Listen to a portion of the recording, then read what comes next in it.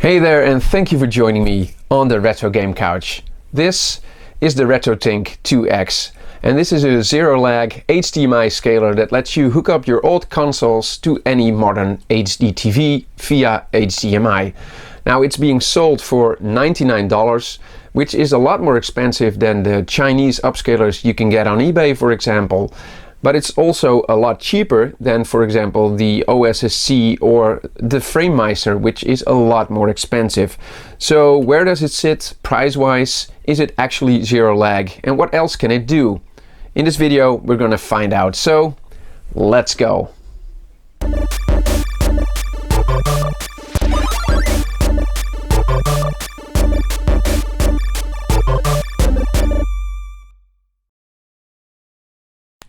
On the left here we see Jason from RetroRGB interviewing a guy called Mike Chi. In this 2017 interview, Mike Chi is telling about the different video projects that he's working on mainly for the Raspberry Pi. But near the end of the interview he pitches his idea for a low-cost, low-latency, all-in-one solution to hook up old gaming consoles to modern TVs. The first thing I think I showed that to you was what will be a low-cost line doubler. It takes S-video component and composite, you plug it in 240p, it spits you 480p out. And the idea, again, is not really to compete with the OSSC or FrameMeister, which I think is a completely different league. It's just to have a lower cost option that's better than the $20 Chinese things you buy, right? Yeah.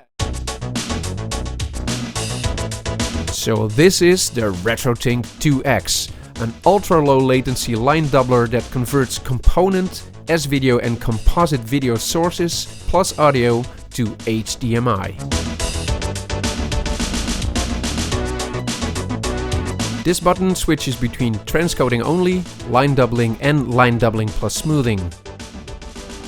This button lets you switch between the inputs, and it's recommended to only connect one console at a time even if the others are powered off. On the front are the video inputs, component, S-video and composite. The RetroTINK supports video inputs of 240p and 480i, and the device supports both PAL and NTSC video signals. And here's the stereo sound input for digitized audio via HDMI.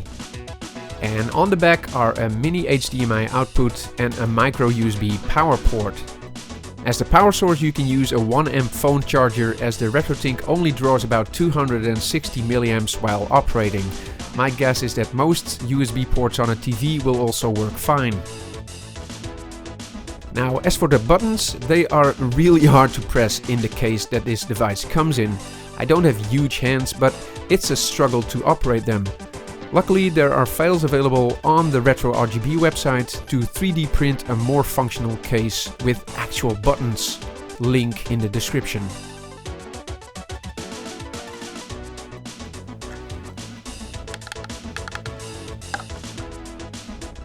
To test the zero lag claim, let's fire up my trusty old Commodore 64 and load up an analog clock program. We hook up the C64 via composite to a passive composite splitter. One signal of the splitter goes directly to a CRT monitor, while the other signal goes into the RetroTINK-2X. The output of the RetroTINK-2X goes into an HDMI to VGA adapter to hook it up to an old VGA CRT monitor.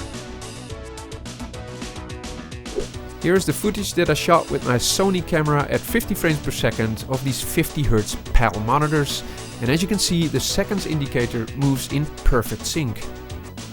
But what if we slow the footage down frame by frame? As you can see, I am manually skipping frames here, and note that each frame takes 20 milliseconds. Let's see if the indicator on both monitors jumps at the same frame. Yes, it does. Let's slow the recording down even more at 200 frames per second, where each frame takes 5 milliseconds. Let's see if it jumps at the same frame. It's hard to make out, but it does jump at the exact same frame, and that's pretty impressive.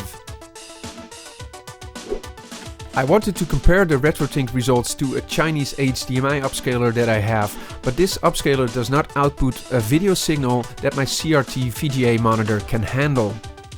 So I ended up hooking it up to my gaming monitor, and this capture clearly shows that the Chinese device is 3 frames behind on the CRT image.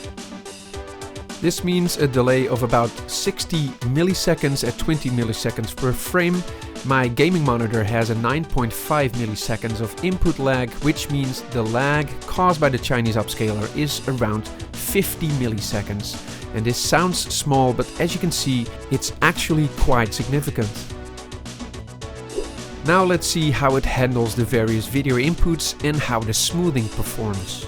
Here is my favorite game on the original Xbox, and first we test composite without smoothing. And here it is with smoothing on.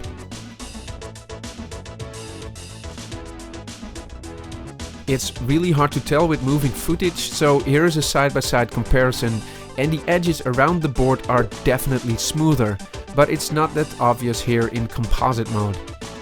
Here's the same game, same console in S-video this time, and it's already looking a lot better, much sharper image.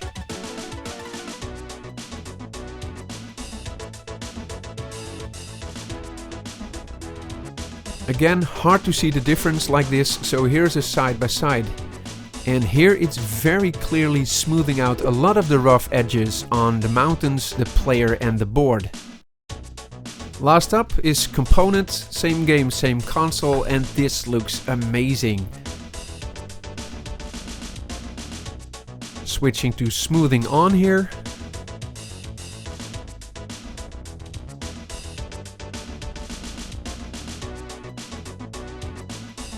And here is a side-by-side comparison, and this is where the smoothing is noticeable the most. Just look how much smoother it is on the right.